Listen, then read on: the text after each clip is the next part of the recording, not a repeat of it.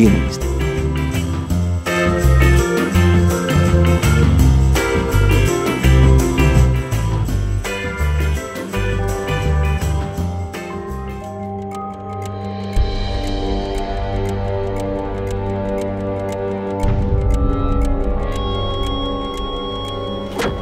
There are books that have the power to change men's minds. And you feel like you're going through the gutter when you read that stuff.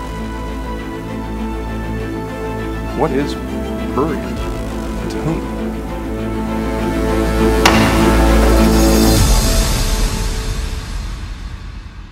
What is your heart's desire?